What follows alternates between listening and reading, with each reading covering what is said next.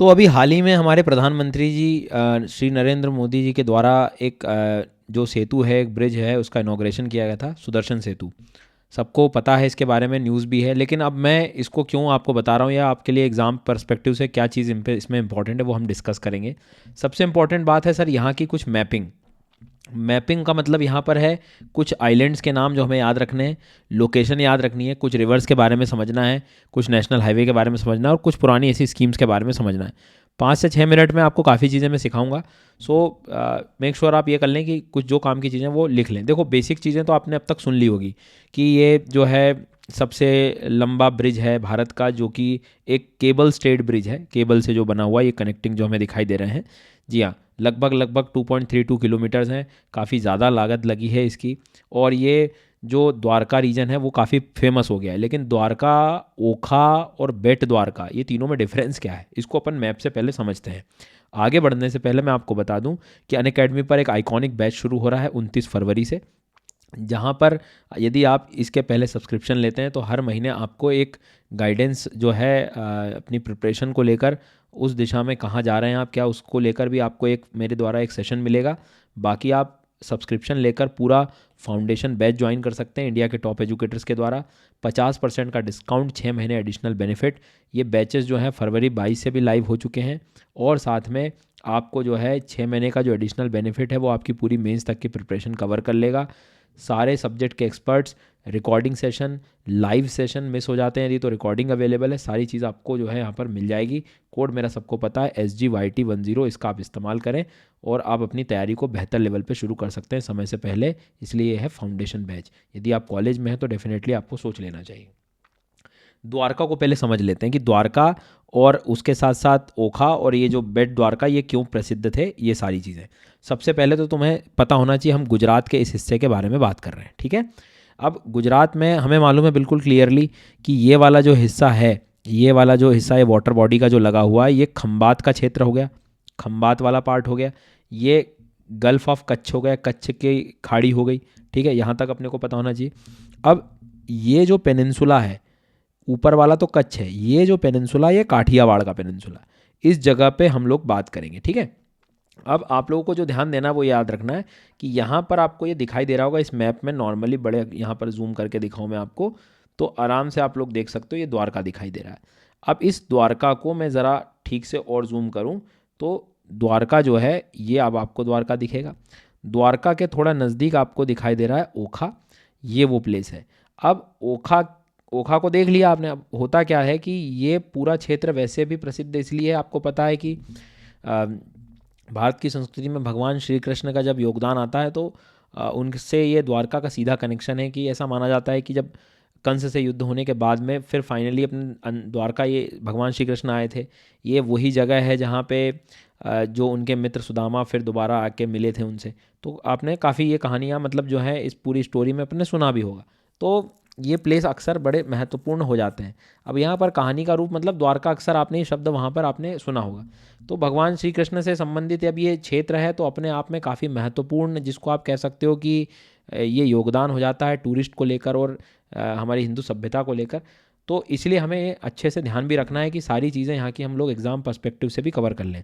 तो ये जो ओखा प्लेस है, यहाँ पर यदि मैं थोड़ा जूम करूँ आपको तो अब आपको क्लियरली यहाँ पर समझ आएगा कि ओखा के पास है ये बेट द्वारका, ये आइलैंड है। अब पहले क्या होता था कि लोग चले तो जाते थे मेनलैंड, यहाँ से इनको बोट से जाना पड़ता था।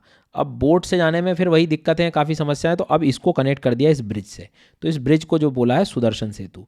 तो ये हो गया अपना बेट द्वारका, ठीक है। ये अपना ओखा, और इधर नीचे आप आओगे तो आपको मतलब ये द्वारका वाला हिस्सा आपको यहाँ पर दिखेगा।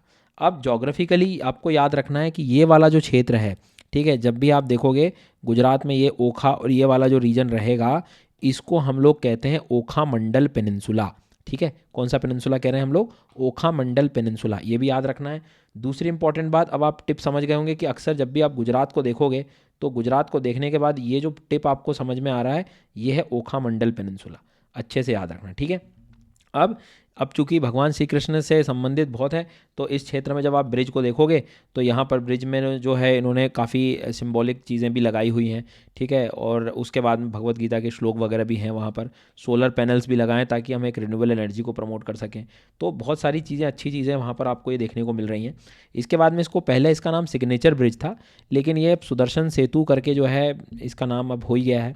इसके बाद में इसकी लंबाई आपको पता है, इसमें करीब ये 900 मीटर जो है वो डबल स्पैन केबल लगे हुए हैं इसमें, और बाकी जगह जो है आपको वो हाईवे का एक पार्ट होगा। ये करीब 900 मीटर के आसपास ये केबलिंग वाला एक सिस्टम इसका आपको देखने को मिलेगा। साथ में वही चीज़ मैं आपको बता रहा था कि बड़ा यूनिक डिज़ाइन पे है। भगवान श्री कृष्ण के बारे में यहाँ पर काफ़ी चीज़ें आपको देखने को मिलेगी।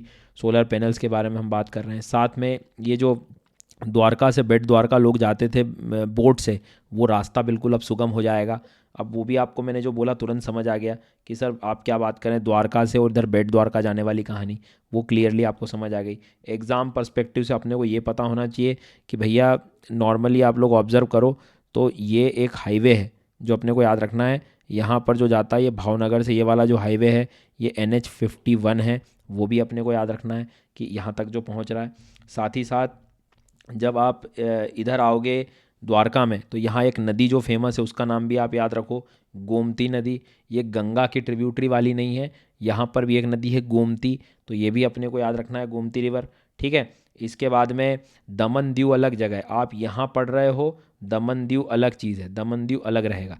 अच्छा, कई बार इस जगह को, इस सागर को, अरेबियन सी इंडियन ओशन को रत्नाकर सागर भी बोलते हैं हम लोग।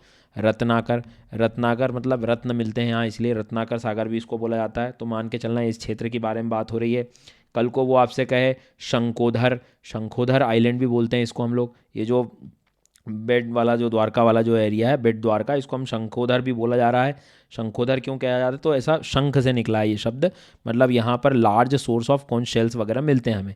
तो शंखोधर आइलैंड हो जाए, या साथ में आपको वो कहे कि गोमती रिवर हो जाए, या साथ में वो आपसे कहे कि भैया यहाँ पर जो पेनिनसुला का नाम ओखामंडल पेनिनसुला, वो भी याद रखना। एक इंटरेस्टिंग बात मैं बताता हूँ आपको कि ये जो डेवलपमेंट हुआ है एक्चुअल में यहाँ पर, ये national heritage city development and augmentation योजना, हृदय योजना आई थी, इस एग्ज़ाम में आ सकता है ये 2015 में लागू की गई थी। जी हाँ, इस तहत इसमें 12 से 13 ऐसे शहर जो हैं आइडेंटिफाई किए गए थे, जिसमें अजमेर, अमरावती, अमृतसर, बनामी, द्वारका, गया, कांचीपुरम, मथुरा, पुरी, वाराणसी, वेलांकनी, वेल्लोर, वारंगल। ये देखिए इसमें सब तुम्हें प्लेसेस मिलेंगे, ये वाले जो हैं इनमें इनको कनेक्ट करने का कहा था। और कनेक्ट इन द सेंस कि यहाँ पर हम proper physical infrastructure, institutional infrastructure, economic infrastructure, social infrastructure, इनको हम लोग जो है डेवलप करेंगे। सो ये योजना के तहत ये भी डेवलप हुआ है। याद रखना ये योजना इन्हीं सरकार के द्वारा लागू की गई थी। और ये सारी चीज़ें, इसमें क्वेश्चन आ सकता है कि हृदय के अंदर कौन कौन से शहर आते हैं, कौन से नहीं आते। तो इसमें ऐसे बड़े जो फेमस हैं, कुछ बोले भोपाल आता है क्या, लखनऊ आता है क्या, तो ऐसे थोड़ा ध्यान रखना है कौन आ रहा है कौन नहीं आ रहा है, इसको आप आराम से पढ़ लेना। सो इसकी ज्योग्राफी मैंने आपको बता दी। साथ में यहाँ पे कुछ और आइलैंड्स हैं जैसे बहेद्यार और मोरा जस्ट इसके सामने है। ये भी अब कौन से खंबात में पढ़ रहे हो कि कच्छ में, तो कच्छ में, ठीक है। कौन से वाले, मोरा एंड बहेद्यार, ये याद रखना। फिर यहाँ पे मरीन नेशनल पार्क है जहाँ पर हमें पिरोतन आइलैंड भी याद रखना है, कोरल्स के लिए फेमस है। कौन सा आइलैंड, पिरोतन, पिरोतन आइलैंड को भी आप लोगों को याद रखना है, ठीक है। सो ये सारी चीज़ें आप रखना। होप कि ये वीडियो आपको समझ आया होगा, पसंद आया होगा। देखो बाकी कॉमन चीज़ें तो हैं, लेकिन मैंने थोड़ा यूनिकनेस दिखाई है यहाँ पर इस चीज़ को लेकर कि एटलीस्ट आप लोग कुछ जो काम की चीज़ें यूपीएससी जो पूछता रहता है स्कीम वगैरह घुमा फिरा के, वो एटलीस्ट याद रहे। फाउंडेशन बैच आपको पता है, ये आप लोग ज्वाइन कर सकते हैं। कोड मेरा सबको पता है SGYT10, इस कोड का आप इस्तेमाल करें, SGYT10। जी हाँ, इस कोड का इस्तेमाल करके आप फाउंडेशन बैचेस ज्वाइन कर सकते हैं। Thank you.